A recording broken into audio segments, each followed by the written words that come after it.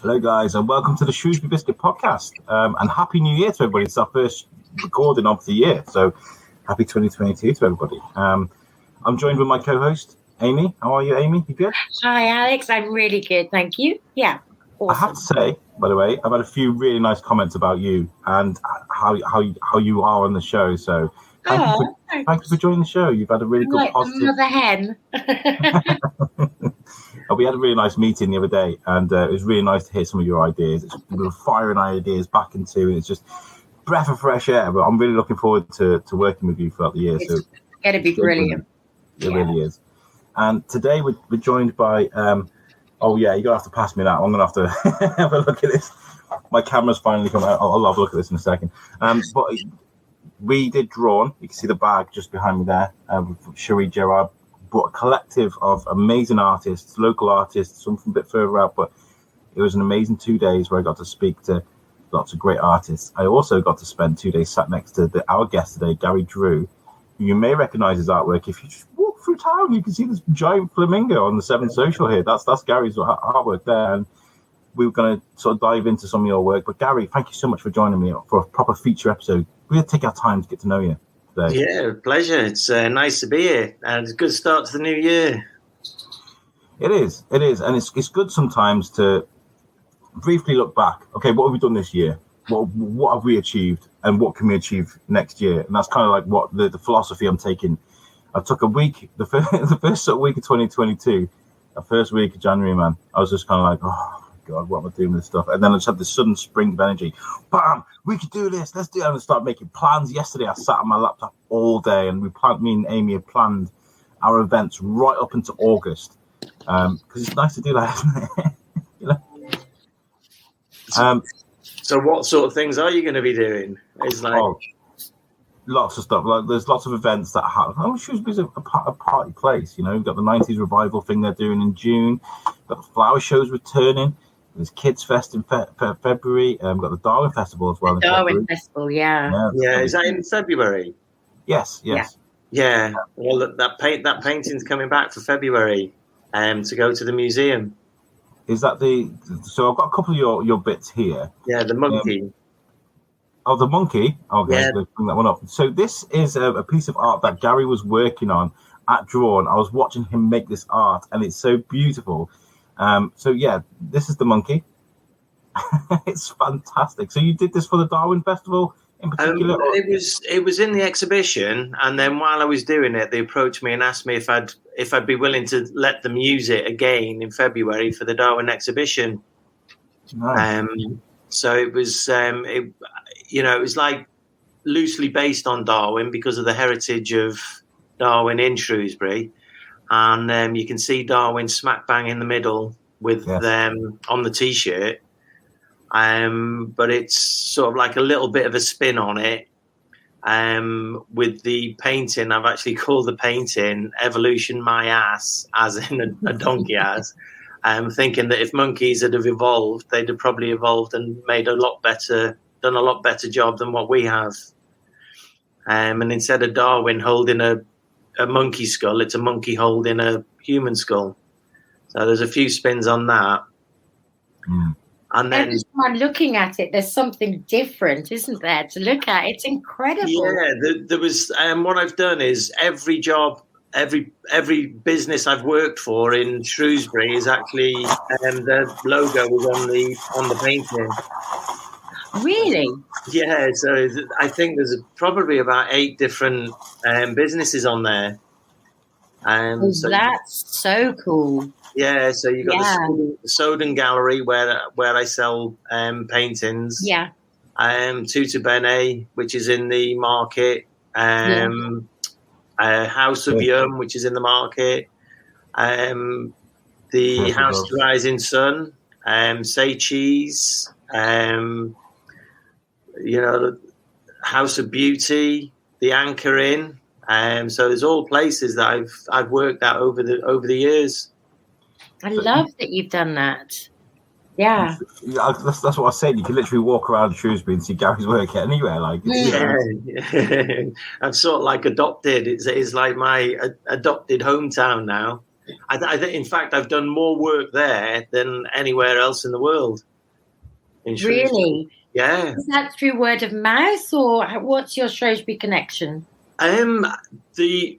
Originally it was through Sam at the Libertine, Yeah. Sammy Libertine, and I did quite a few jobs for him, and then it's just been from doing his work, and then sort of branched out from there. But he was the big instigator of getting me in the very, the original. I know a guy. I know a guy that can help you out. This guy Gary, he's really good. Did some work for me. Yeah. Oh, Sam's such a lovely guy, and he's so popular, and to be honest, he's got to be one of the nicest persons I've ever worked for. He's such a genuine guy. But it's all right. I don't want to make this the Sam show, but he is lovely, isn't he? Yeah. Really, really nice guy. Yeah. Is this call to get him on the show? Should we definitely get Sam on the biscuit? Oh man, yeah, he'd love it. But he's like, the only thing is though, when you're with Sam, you feel so ugly. He's such a cool-looking guy. He's a very natural man. Yeah. Yes. Yeah. You can never look ugly, Gary. Never. Let's go back to the beginning, though, okay? Because people don't just become artists. Everybody has their journey, right? So, yeah. Where do you hail from originally, Gary? Where do you come from? Hartlepool. I was born in Hartlepool. That's not the reason why I painted the monkey, by the way. That was something else. But yeah, I moved to Wales at a very early age with my parents. And then attended local schools and everything, and after finishing school, went to Wrexham Art College and did 4 years of illustration. Came out with a degree in illustration, which wasn't really for me. I preferred more fine art than illustration. Is that the college by Wrexham Lager pub? Yes, you can smell the hops when you go to work. Yes. In college in the morning, you used to be able to smell all the hops and everything. I grew up in Wrexham. I went to Bryn for school, and when we go out at dinner time, whatever, you could smell the hops from the school. Yeah, so you could smell Wrexham Lager brewing away, and then they stopped it, and we kind of missed it. It was weird. Yeah, no, I think they still do it, but I think they went all digital or something, and it's not the same now.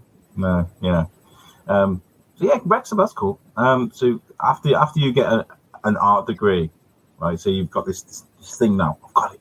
Yeah. What from the get go? What do you do with this art degree? Nothing. From that point on, it's sort of.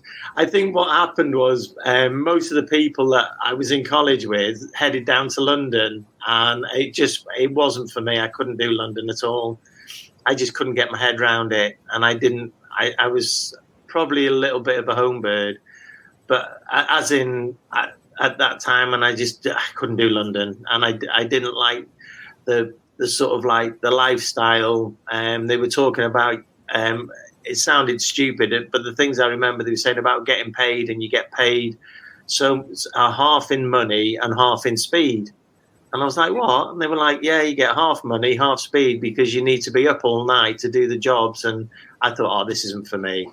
And I thought, I wasn't enjoying the illustration. It was too strict, and you had to do too much what they told you, and there was no freedom to do what I fancied doing myself. So that was short-lived. I think I went down there for a month maybe, and then never went back again.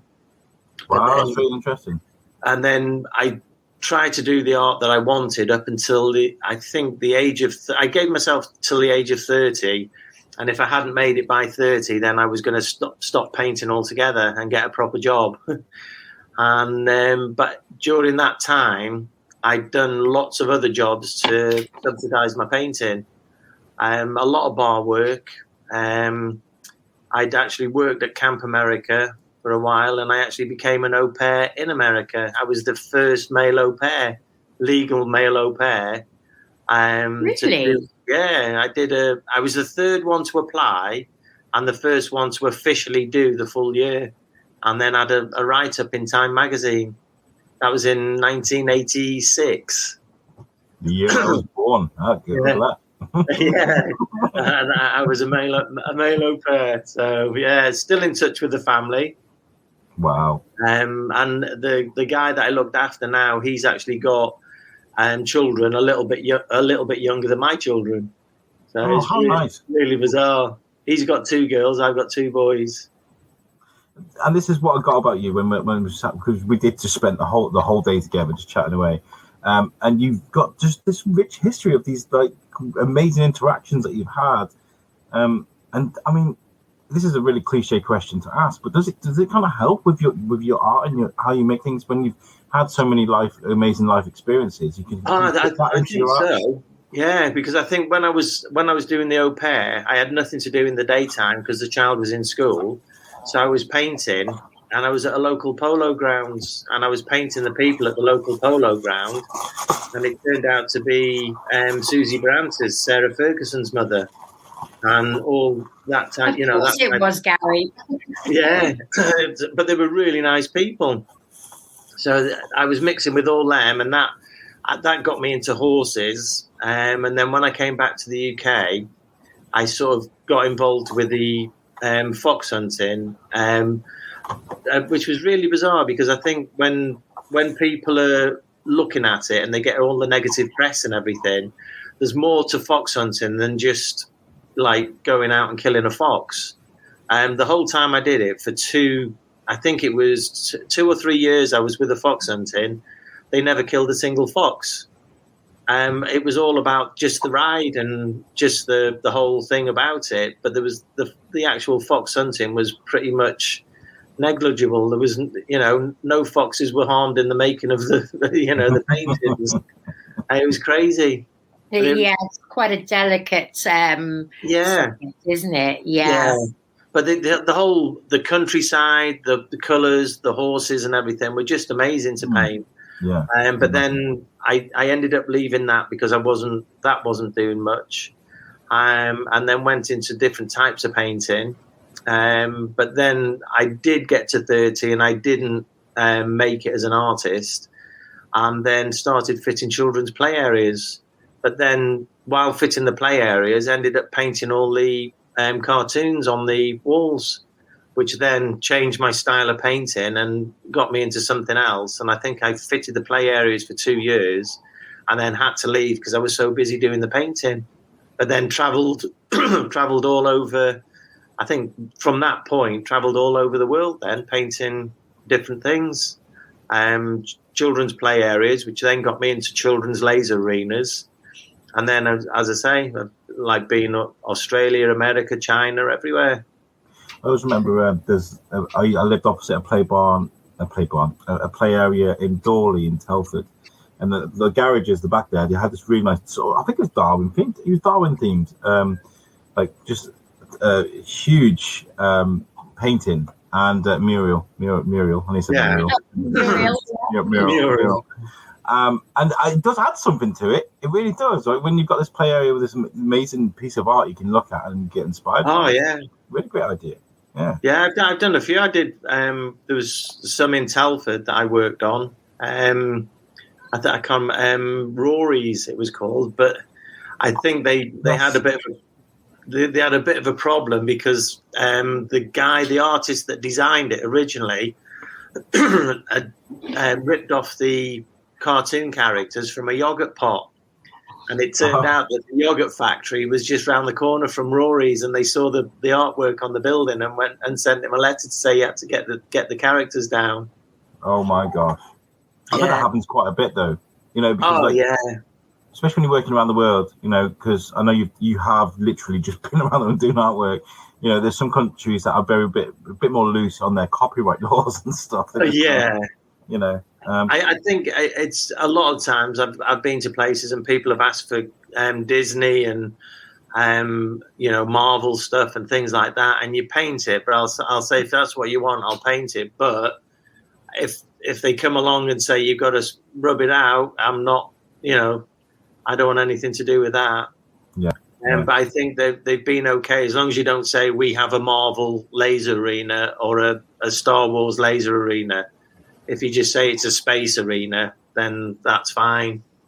But I've been lucky in that sense. Yeah. Nobody's although I have got a friend of mine who has been chased and threatened to get sued.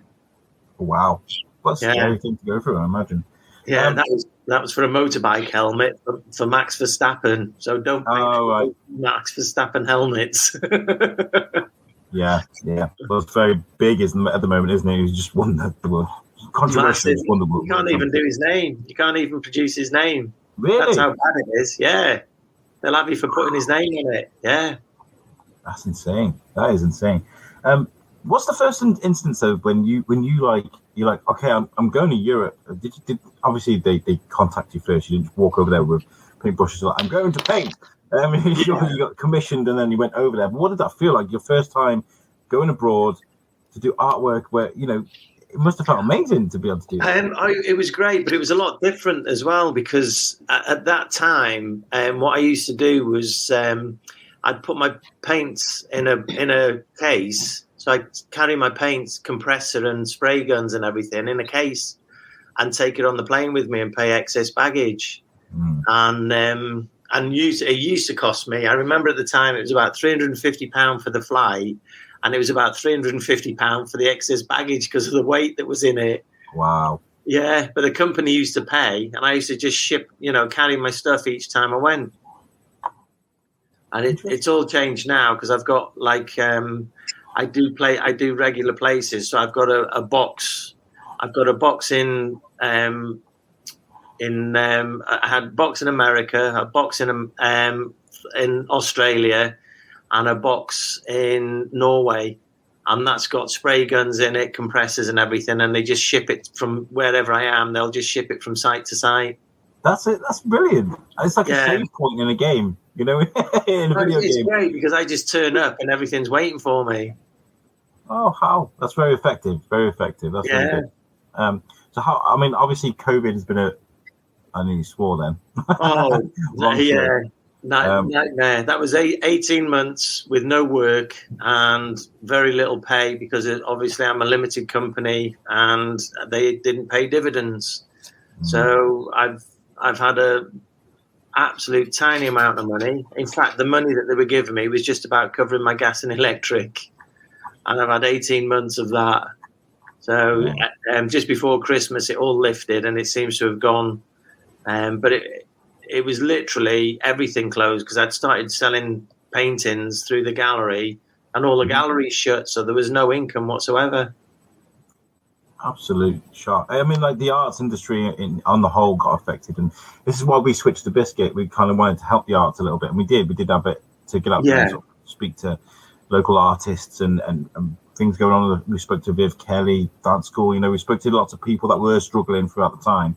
And our focus for 2022 is going to be community projects and hospitality. And I think that the arts as well, we need to look at like theatres and things, just and artists and people that have really struggled and probably still going to be struggling for the next sort of year or so to, not just get off the ground running, but survive like you had to. Have things picked up now? Do you say that these are they leveled out now? It's to be quite honest, I think what's happened is you've had 18 months where people have obviously not done any of the work that they wanted to do, and then now everybody's like, oh, we needed that doing, and everybody wants it doing. So it has gone really busy, and it's like crazy busy at the moment. And it's some really interesting work. But the thing was, with having time off, you sort of like your head's got time to catch up. So you're not just bouncing from job to job to job. You can sort of stop, sit down, and think, oh, maybe I could do this. And it's like I've treated myself to an iPad to do book illustrations because I've always wanted to do that.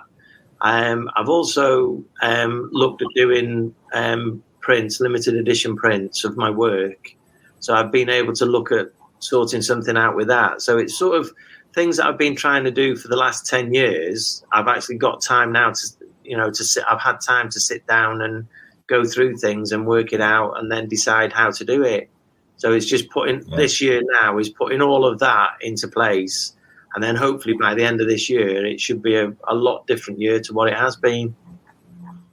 it's one of the most interesting things I found about drawing, because I spoke to so many artists, and a lot of the artists I spoke to, and I expected like an artist that couldn't go out anywhere, do anything, just to sit there and just make art constantly, and have this like huge like collection of art they can eventually just bring out. I've got all this stuff I've made during lockdown, but a lot of artists didn't, and I think one of the biggest reasons is they couldn't get out and about to get that inspiration. They didn't feel like it. They were stuck inside, and it must have been difficult for you. I don't find it because I've got that many different things that I've done over the years. It's like I've got 2 young children, 14 and 15, that are into technology. One of them's into Instagram and doing servers and things like that. Mm-hmm. So I'm lucky there that I've got him. He's actually teaching me. So I can do things on that, which is opening. I was at the age where computers weren't around when I was starting. Everything's done with your hands. He's at the age where everything's done mechanically and on laptops and on computers and on Procreate and things like that. Yeah. So he's in there. He's already doing that with the Photoshop and everything.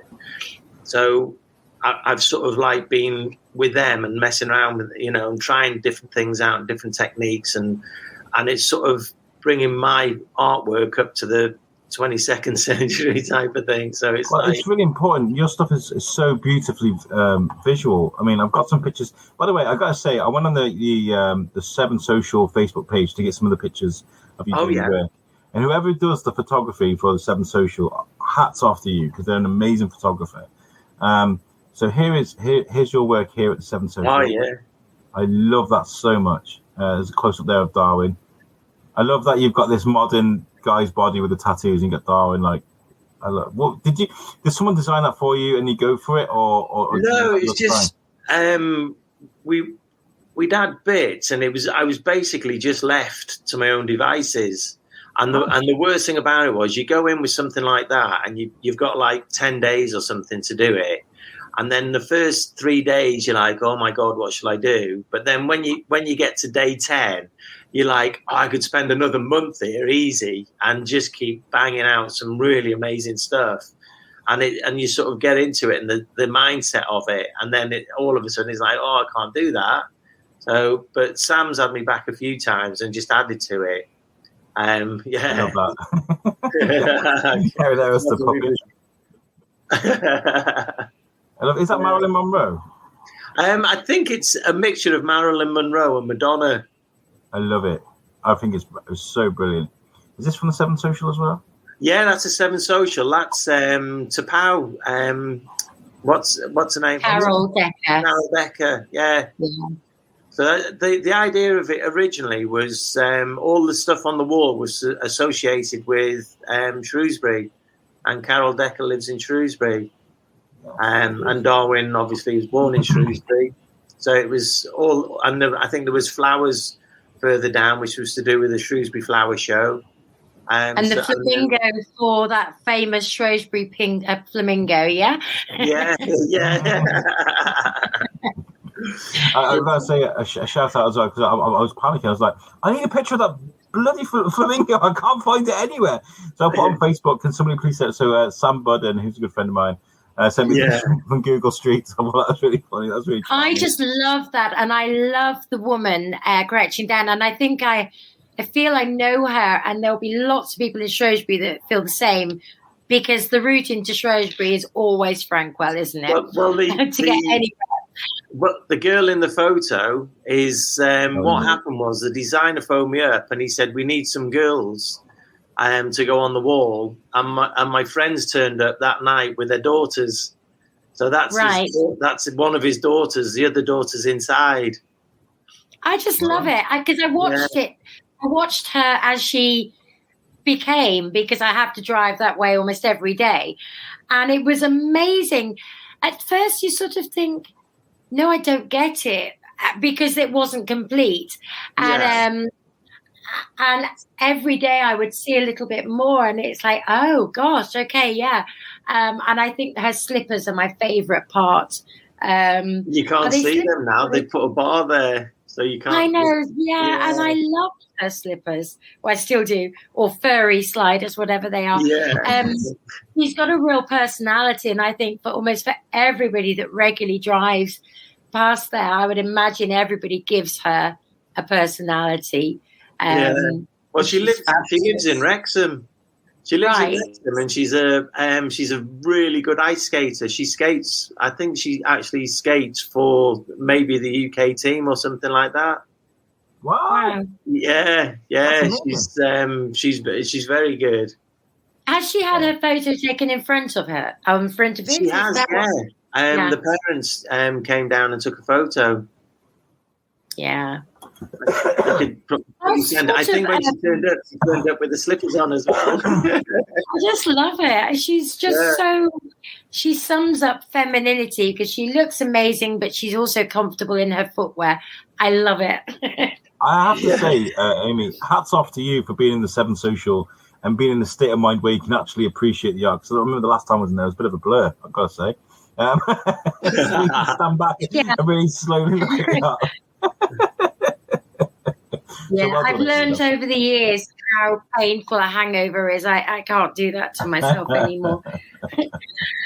Gary, I want to rewind just a little bit because we were talking about your journey into where you are now.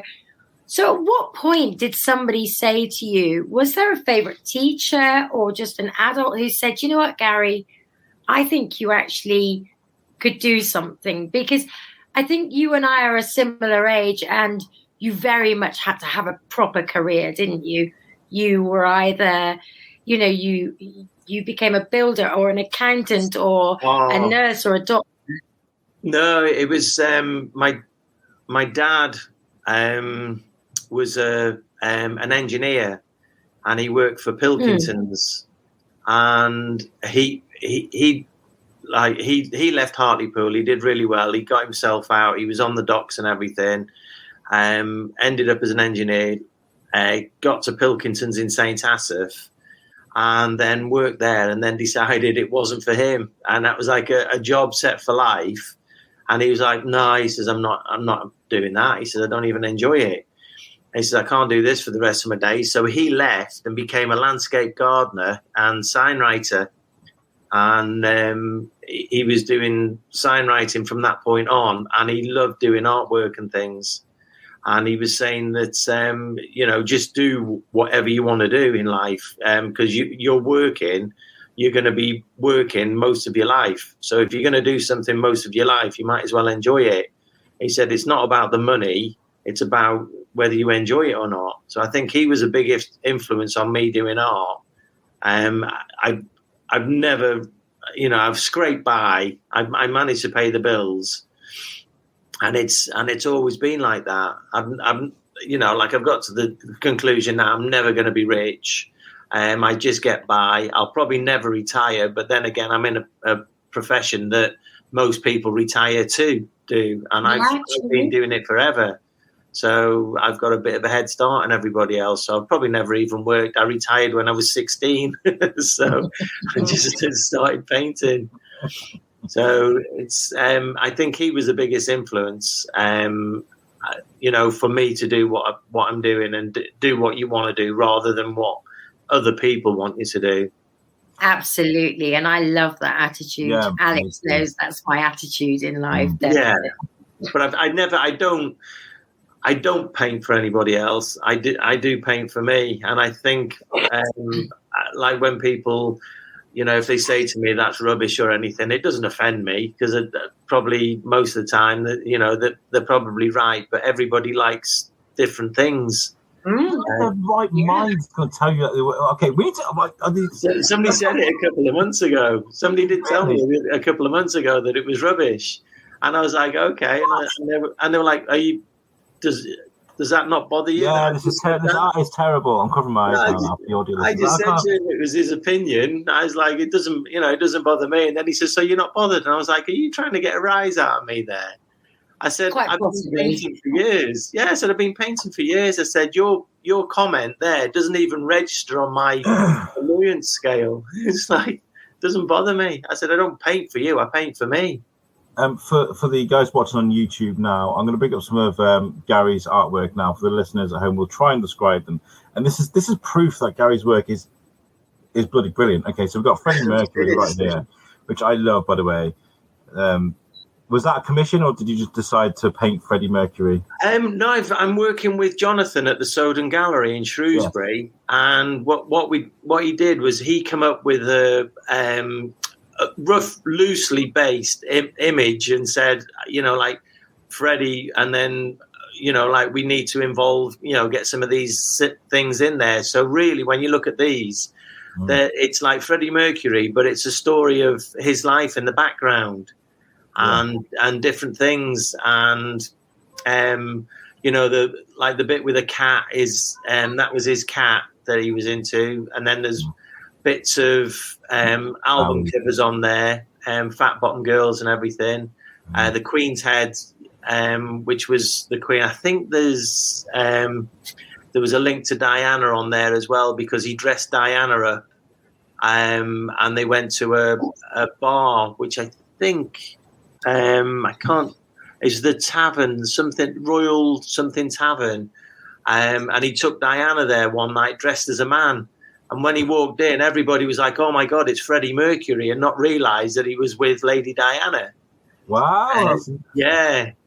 So there was lots of really cool things, and there was a lot of things that I really couldn't put on the painting, but there is a lot of things on the painting that nobody's noticed yet, so I won't say anything. This is what I love. Yeah, and this is the most striking thing about you, Gary. Is like hiding things in paintings. I think is such a brilliant thing. I was chatting to Mike Perkins on You Suck the other day.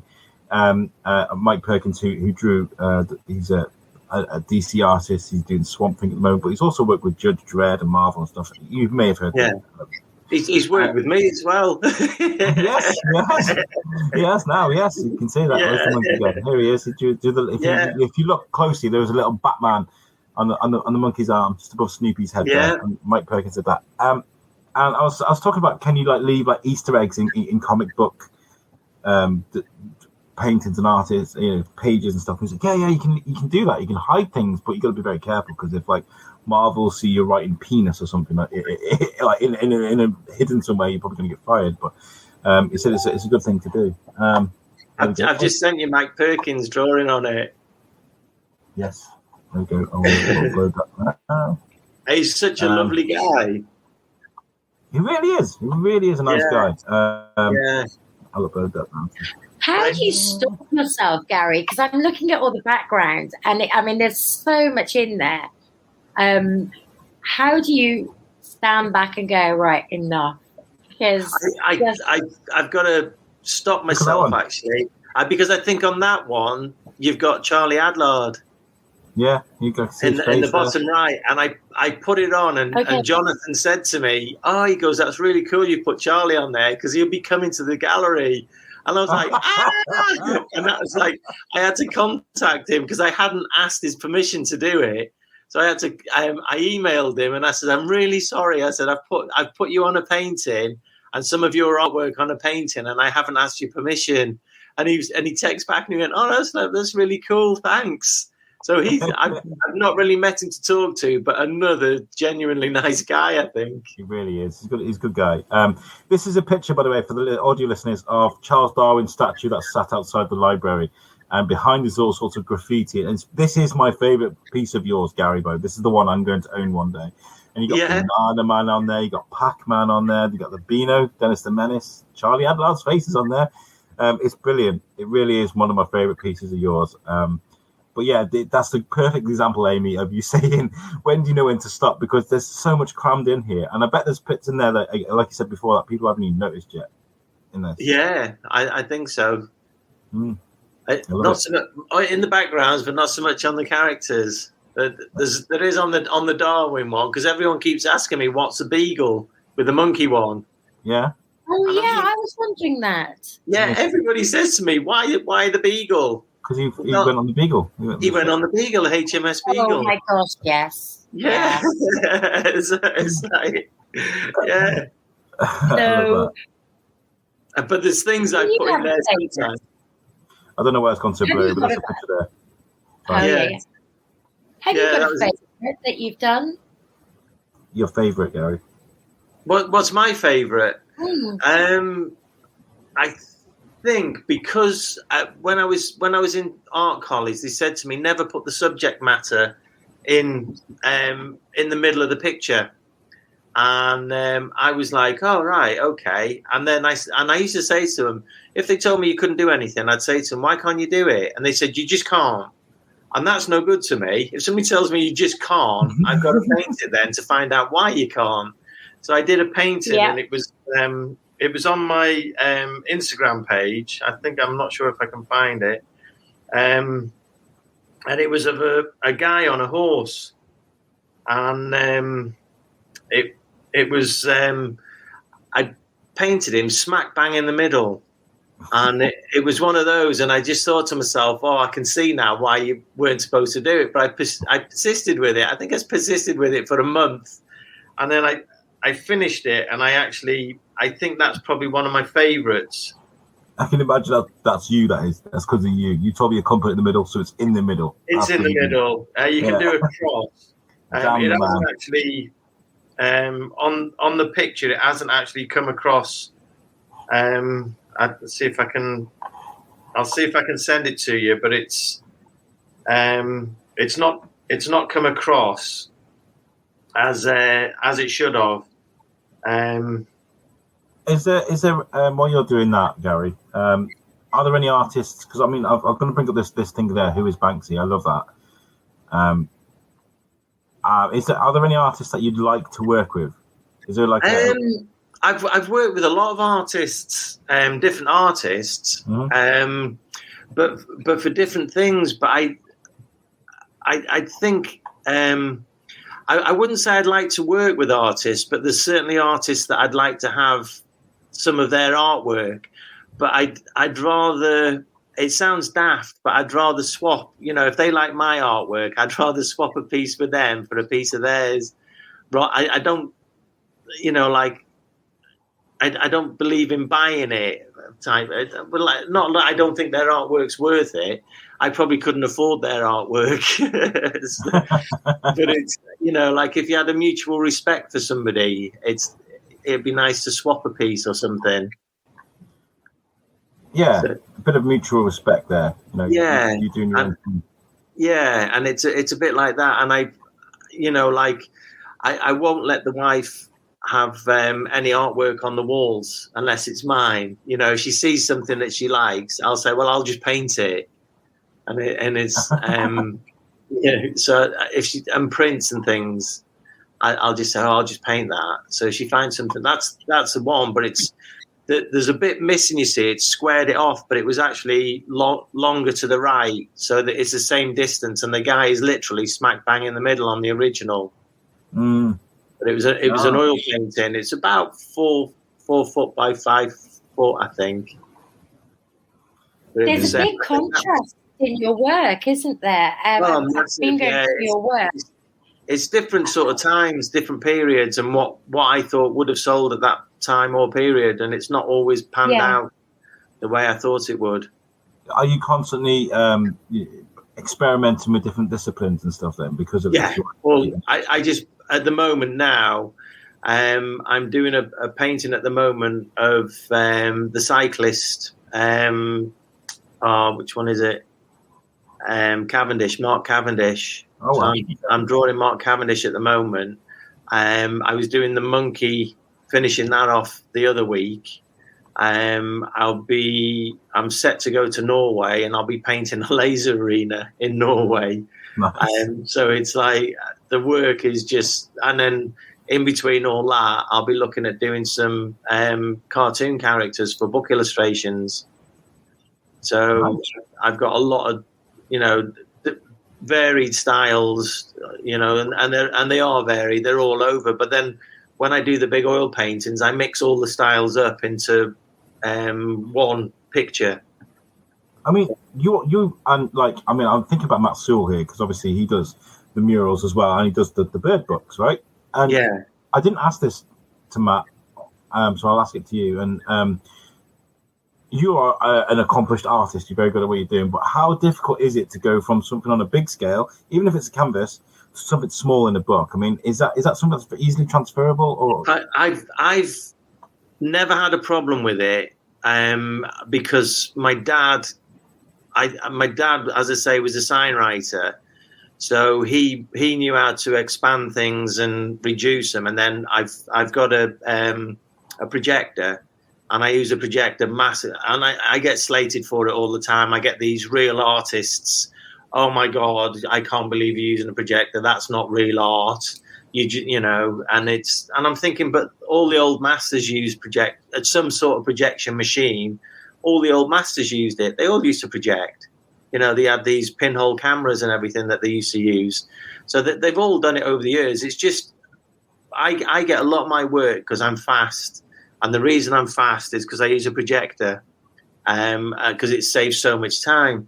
And you can just bang the image on. So really, when you're putting it on, you just get it for the scale and then you go. And then to come back and then draw in a book, it's just second nature to me now. But I've got so many friends that have spent...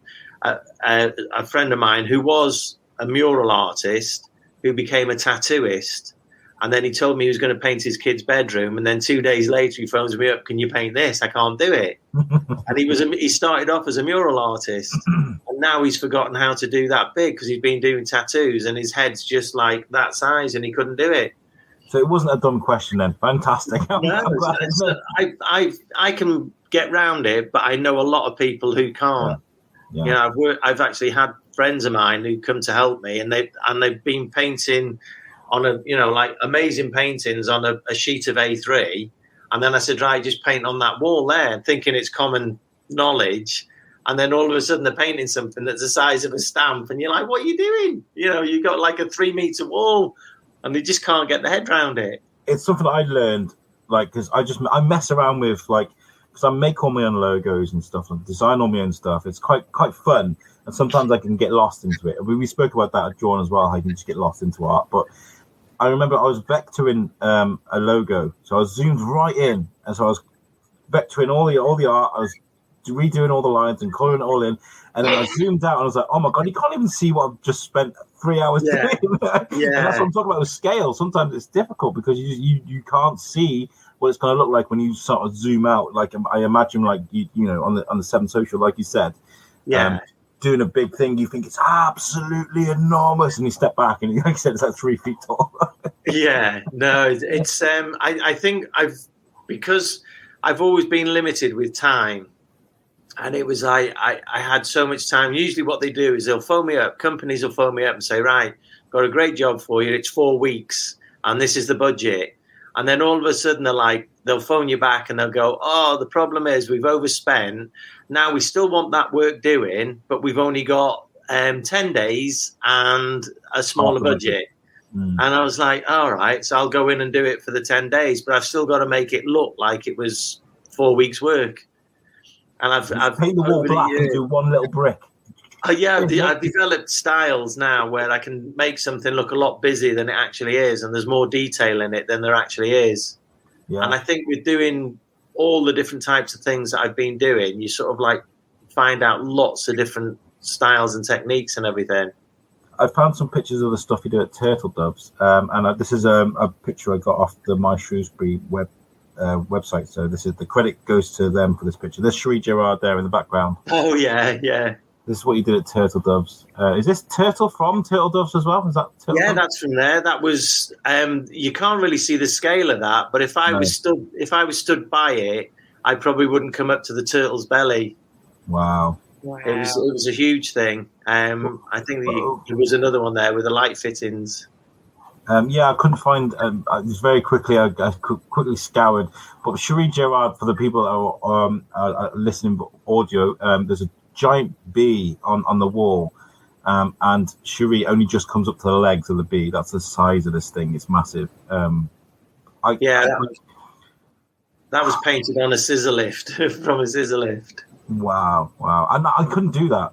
It's such I don't think I can ever stop looking at the really amazing thing I love about your work, Gary, is that 1 minute in one painting, I'm looking at fine art. I'm looking at what looks like pencil sketches. I know it's not, but it looks like it. And then I'm looking at graffiti, and I'm looking at cartoon, and it's all in one painting.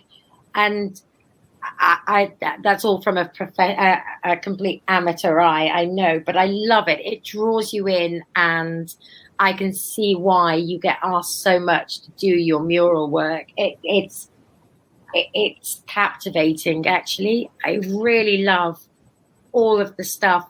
I think if I looked at one of your pieces of art every day for a year, I would still find a contrast and a different technique and a character, and it's incredible. And your brain must be a crazy place to visit. It's probably a bit like my room, really messy. I got stuff piled up everywhere.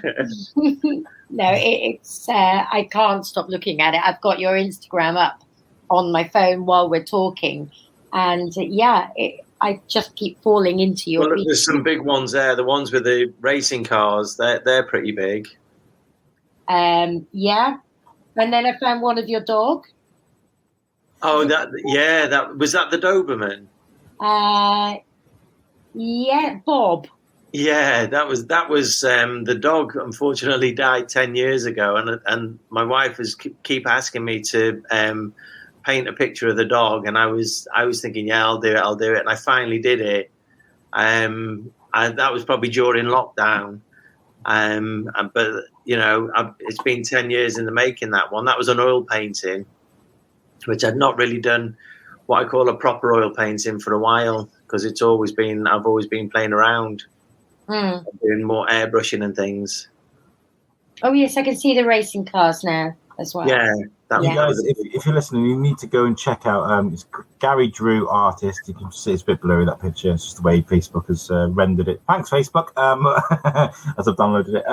But yeah, Gary Drew Artist on Instagram. Give him a follow. And any company, I've got to say, any company around Shrewsbury, or if it's your local town or wherever you listen to this from, if you embrace local artists and give them the the permission and the license to go absolutely nuts, like Turtle Doves have done here, like the Severn Social. If you do that, thank you, because you're doing a service to the art. You're inspiring an artist to go out there and spread their wings, and I think it's a beautiful thing, because you don't see it that often. Everything's so corporate now. So many businesses out there. I mean, it's great to see, world famous photographers taking these things you're going to see in M&S or whatever, but that's fine. But to take local independent artists and go, I'd prefer to use your work than to spend X amount of money on a huge ad campaign. I think it's just a brilliant thing. So Shrewsbury's been brilliant, though, because you're looking now and they've done all the boxes, the electric boxes around town and that. And it's just little things like that. And I think it is becoming a bit of a cultural art capital, really, around here. I've not seen as much artwork anywhere else as what I'm seeing in Shrewsbury. Yeah. But wherever you go, like over at Frankwell, where I've been down there and done all the places down there, and I'm booked in to do stuff there next year. Which is going to be pretty awesome. I know what's going on there. I've got the pictures and everything, and it's going to be big. And I just think that again, it's going to add. I think it's going to add to it, and it's great. It's one of those things where people are going to go, and you're going to go to the coffee shops, have a coffee, and then have a look around the town and see all the amazing artwork. And when I go round to jobs in Europe, and they've had graffiti artists going in there and doing stuff, and it's a bit of a thing every year. They have I think it's a couple of days every year where graffiti artists come from around the world, and they just get given a section of wall and paint on it, a bit like what they've done with the boxes. And it looks fantastic. But now people are travelling there to see, to go and see all the artwork, and booking into the hotels and spending time looking around. And it's like a bit of a cultural, and it like with graffiti now, it's massive. It's not like the old tagging and things like that. And it is a proper art You know, the stuff is amazing. Well, I mean, like, you got people like Banksy to thank for that. I mean, like, people really, really, if you've got a Banksy painted on your wall, suddenly house value just shot up. You know what I mean? Yeah. But his work is so politically moving as well, so brilliant. And I feel like I remember when I was in Colombia, and we were driving through the city with my wife and her cousin, and there's this stretch of like walls, like where you get like a bit where you can do your art, you can make a mural, spray paint, and it was like a political battle.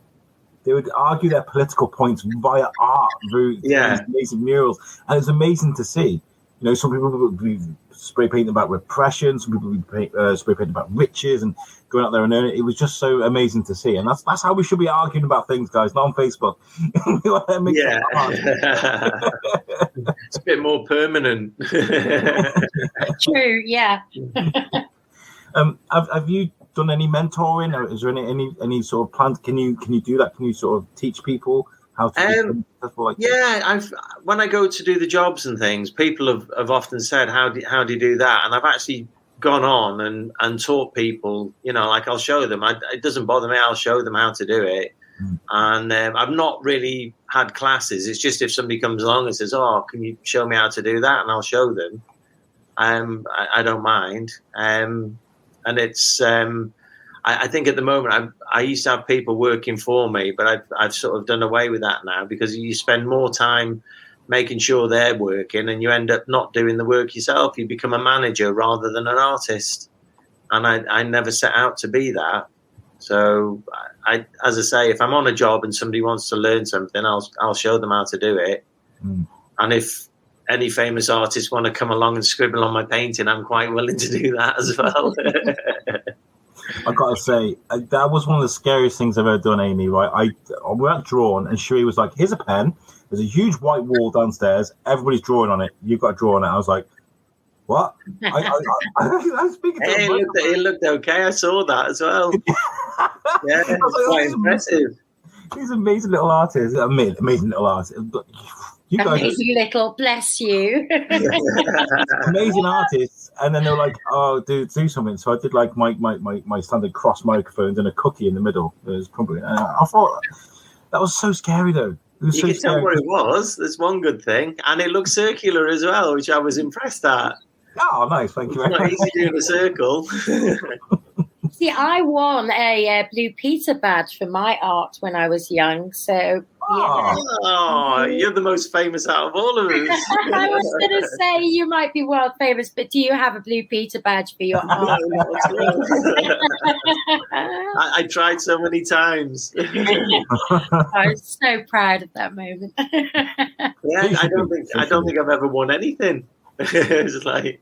Oh, you've won my heart. You've won our hearts. And if any of the listeners are listening, if you do ever want to buy me anything and show appreciation for the show, a piece of Gary Drew's art is exactly where you need to go for that. One day. Yeah. Why would it be painted rather than to have a painting? It would be amazing, wouldn't it? It was amazing to see, because like, we did drawing over 2 days, and I sat with Gary all day for the first day in particular, and he was drawing little bits on the arm, talking, doing a lot of more talking than art, to be fair, but that's what you were there for, was to inspire. Yeah. And then he took it away, and then the next day, it was spray painted. I was like, oh my God, you could see like this huge change in the art. So it was really nice, an honor to see you do that, Gary. So, you know, I really it's fast though. The spraying is really quick. Yeah. That's a good thing. But then I went and painted over what I'd sprayed. you can see, I know it's a bit blurry, guys, but you can see there's Mike Perkins there drawing his Batman, but you can see that's the monkey there behind him. That's before it's been painted. So it looked like it'd been just done with poster paint. And I was like, yeah, Gary, that's great. But then it looks like that. It's just amazing. It's just playing with it, really. You just go and you just thinking, I think that's the best thing about painting. You can paint something and you're thinking, I like that, I'll leave that bit. And then if you think I don't like it, just thinking, oh, I don't like that bit, I'll just paint over it. Yeah. And it's really good. Good philosophy of life. Yeah. Yeah. Don't like it, just paint over fix this, don't worry about it. Yeah, do that. Do people ask you to do paint things that you're not very good at drawing, or you're not comfortable with drawing before, and you've gone and done it, and maybe you've regretted it? I don't know if you have any stories like that. No, because the thing I think I tended to avoid doing robots because they seemed really hard to do. But the thing is, whenever you're painting anything, there's always a technique to painting it, and you've just got to figure out what that technique is. So once you figure the technique out, you're laughing. And it's like glass was always really hard to paint. Sea or water was really hard to paint. And robots seem to be really hard to paint. But then you can probably Google it now and go on Google and say, how do you paint water? And they'll show you a technique for doing it. And you're like, oh my God, that's so simple. And then you do it. And once you know the technique, there's a technique to doing everything. And once you know the technique, and it's not just in painting, there's anything you want to do, there's a technique to doing it. But it's like when you do things, and the amount of people I've seen, and they're like saying to me, oh my God, that's so easy. And you're like, yeah, it is once you know how. It only took me my whole life to learn how to do it. Yes, easy. Yeah, and it has. It's like, I don't know, 40 years of experience there to paint that, that 3-minute bit. And and I don't think people understand it. But the funny thing is, I can say to them, here's a brush, you do it. And they do it. Sometimes it's not too bad. And then other times it's shocking. And they were like, what? How have you done that? But there's... with a paintbrush, sometimes it's a flick of the paintbrush, or the way you hold the paintbrush is how you get the effect. But they don't quite see that little technique. But if you show them how to do it, they can get the hang of it really easy. And then all of a sudden they're like, oh, that's so easy. And I was like, yeah, it is. Everything's easy once you know how. But I suppose that's why... I think with everything, sometimes people can be quite surprised at the price of a piece of art, but you're not actually paying just for that piece of art, are you? No. You're paying for the 40 odd years or more or less of experience, of training, of learning your trade and your skill. And that's all encompassed in one painting, isn't it? Yeah, I was going to say, and that's what makes you great, baby. That's exactly what's going to come out of my lips, and you just put it. I put it better. but it's like with you when you're doing your podcast, you haven't just thought, oh, I'm going to do a podcast. You've had to go out. You've had to buy all the speakers, all the recording equipment, all of the the technical stuff, which has probably cost thousands to do a 5-minute show. And then it's like, before you've even started, you've laid out thousands, and people don't understand that. And it's the same when you're painting. Like the painting. This guy's a joke. You got when you do a painting, you've got the paint and that. And I might not use a lot of paint on that particular painting, but I've had to buy like liters of paint to do that little bit, all the different colours. I leave boxes of it all around the world. Yeah, and that's it, and things like that. So there is more that goes into it, as well as the time and effort. Oh. Yeah, but I think painters get slammed a little bit because everybody enjoyed painting in school, and they just thinking they don't take you seriously. They think it's just a hobby, and it's like you get friends like, oh, just paint me this, and I could paint it, and it'd probably take me. I could probably do it in a day. And they just thinking, yeah, thanks. And I was like, well, hang on. It's like, how much do you get for a day's wage? Yeah. And it's, and I've had jobs. I've gone for a job. I remember I did one job in a hospital, price for a job. And the nurse came up to me and she says, how much is it going to cost? And I told her the price to do it. It was going to be a week. And then she was like, she said, you do realise that this is sick children in here, so can you do it for the sick children? So I said, so you want me to do it for nothing? And she's like, yeah. And I said, okay. I said, I'll do it for nothing on one condition. And she goes, what's that? And I says, you work a week for nothing.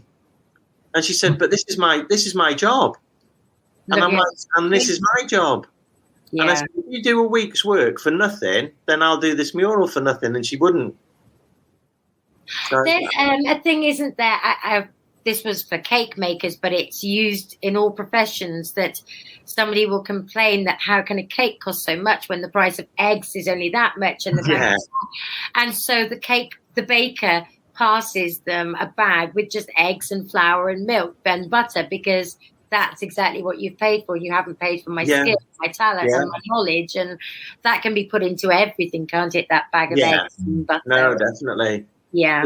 My dad, I mentioned my dad was a sign writer. I remember him going on a job one day, and he did exactly the same thing. The guy said to him, how much? And he's like, oh, it's going to be £80. And he says, can you do it cheaper? And he said, yeah. And he turned around, he picked a paintbrush up, and he passed it to the guy, and he says, do it yourself. And he says, like, oh. And he was like, well, that's why you're paying me. I can see why your dad was both an inspiration and an inspirator. He sounds like a cool guy. Yeah, the stuff he came out with. There was lots of things he came out, which I probably couldn't repeat on radio. That'd be a late night one. It's important to be inspired, though, and that's what I get from. I said it quite a lot during Drawn that. You artists are superheroes because you do something that I can't do and Amy can't do, and there's lots of people out there that can't, create beautiful pieces of art like you guys do. And the same goes for like musicians and for more accomplished podcasters than me, or people that do surgery, save people's lives, run countries, all these kind of things. Like there are so many things that people bring to the table that you just cannot do. So you need to appreciate artists. And I feel like sometimes we can take things for granted when it comes to art. Things like you walk past something in a museum or something, and you just walk past that painting that's been up there for hundreds of years and was painted by this artist. Slow down a bit, man. Slow down and appreciate what's around you. I think one of the best things I've seen lately was probably on Facebook, where it says stop buying work by dead artists. They don't need the money. and it was and I thought that's so true. But I think I do like it when I see artists that are doing really well, younger artists and things like that are doing really well. I'm thinking that's really good, because I struggle like mad. I wish I had where I could just chill a bit and do what I really want to do. And not have to do some of the bits I do to spend more time on some of the bits that I'd really like to do. I like to surround myself with inspirations and things that are little reminders, tokens of things. Behind me now, I did a bit with Spirograph Girl there. You see the little Spirograph in there. And there's Mildred the Crazy Cat Lady, written by Kevin Horak. These are people that have been on my show. The Love Monster there by Jane Pickworth. And if I turn my camera on, I look at this every time I record, and that there is a painting made by my good friend, a drawing by my friend Eric Fluger, and that's Kevin Smith from Ralph Garman, from one of the most popular podcasts of all time. And he made that, and he's my friend, and I get to look at that every time I do a podcast. Yeah. That inspires me, It's just have those sort of inspirations around you. We did see your lifeline on your palm then as well, Alex. You're here for the long spell. Yeah. I sort of like mess about, if when I'm doing book illustrations and everything, and I'll do characters and things like that and mold them to get the faces. I got my little guy. Nice. So wow. It's like, it was like a little bit of a dinosaur thing, crocodile dinosaur. That's awesome. Not a dragon. It was just a face. I think there was a couple of others, but I don't know where they've actually gone at the moment. I had a few more. So if I'm doing book illustrations and I've got a character, I'll just make it in 3D so I can move it around and get the facial expressions. And I know we're running short on time, and this is probably one of the last questions, but when we talk about inspiration and what you're talking about right now, are there things that you like to look at in the bad days when you need that little bit of extra oomph? Do you have those days, and what picks you up when you are? Oh no, I look at stuff continually. I'm always looking at like artwork. I've got on my Instagram, I follow lots of different artists, and the stuff that pops up on theirs, and I'm like, oh my god, yeah, I can I say rip it off, but it's like you do look at stuff. I wouldn't say rip off's probably a bit, but like sort of you look at it and you're thinking, yeah, I like that effect, or I like the way they've done that, and I'll try that. Not ripping off. Yeah. But it is really good. But there's so much like art that like what people take for granted. As an artist, you look at it, and it's like you go somewhere. If you go into a church or something, there's so much art in a church. Most people will walk in and go, yeah, it's just a church. But when you're looking at the stained glass windows and all the carvings and everything else, and even high streets, when you walk down a high street, I guarantee you can spot the artists in the high street, because they're the ones walking around looking up at the tops of the buildings and looking at all the carvings and all the windows. And most people in the high street are just looking at what's in the shop windows, which I do as well. But you're looking, always as inspiration everywhere. Shrewsbury's a great look up. It's amazing. There's so much there in Shrewsbury. It's ridiculous. You could, you could spend your whole life in Shrewsbury and never get bored. There's that much stuff. It's so nice. I remember the first week we moved to Shrewsbury. We moved in, and then it's like snowed. That crazy year where we just had ridiculous amounts of snow. And I remember Charles Dickens. I remember it's the first time I kind of walked through Greyfriars and over that metal bridge over Greyfriars, and I was just like, my head just exploded all over. Like, this place is amazing. Yeah, I love it. It was like a scene out of a movie. It's just like one of the most fantastic places I've been to, just for the looks of the buildings and the whole, and the people. The people are so nice. Yeah, got a great podcast as well. Sorry? What was that, Amy? I said you're right. We are. Yeah. We are amazing. Thank you very much. Right, I think we've gone over an hour. Wow, that's time flies when you're having fun. Eh? No. I love that. I love that. There's something really special about conversation. Just flows and just goes wherever you. Like I said, no notes written today. I've just really enjoyed chatting to you, Gary. Honestly, and you're welcome back on the show. I'd love to you're saying you're doing the mural thing next year. I'd love to bring some cameras and do something with you with that and show you. Yeah, well, I'm due back to do. Graham from Turtle Doves. Yes. I'm going in. I'm painting his kitchen. Okay. And you mentioned something about doing cellars at one point, and I've done his cellar, so it might be worth. I'll let you know when I'm over there. You could bob over. I'd love to do that. I'd love to take a look at. We are going to be doing. We mentioned it on the St. Mary's episode we did with Rob Milton. We're going to be.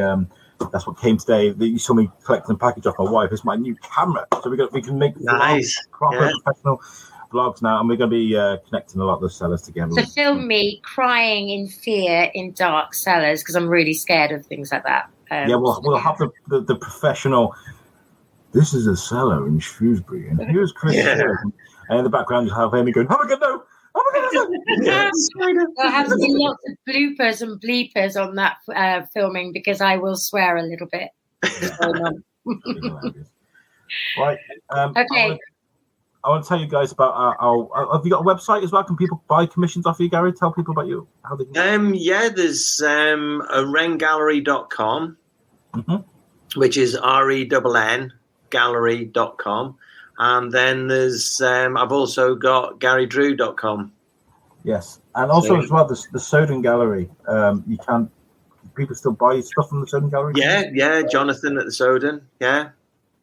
Who I've invited on the show, I'm going to try and get. For the last 2 years, we've been doing this dance of, you need to come on the show. Yes, I will. I'm really busy. Are you? So am I too. And we keep doing this thing. Well, I think he'll be easier now, because I think he's got a girl helping out in the gallery now, so he can get more time away. I think me and Amy, we just have to boot the door down with microphones. Right, sit down. I'm really, really good friends with Sam Pooley, and we've spoken to you, Gary. So come on, this has got to help us a little bit get in there, right? Yeah. Oh, yeah, definitely. Oh, Jonathan said he'll come on the show, no problem. It's just pinning each other down, so we'll do this. But I love chatting to Gary. Thank you so much. Listeners, please check out our website, which is the Shrewsbury Biscuit podcast.co.uk. All of our content is available on there. You can press play on the website and it'll play it directly off the website. It's got a little bit about us as well. Amy, I need to get some information, some nice pictures of you as well, so we can put you on the website. And that's made for us by our friends at Web Orchard. If you're looking to make a website and you need something that looks great, just like our website, make sure you check out Web Orchard. They do so much.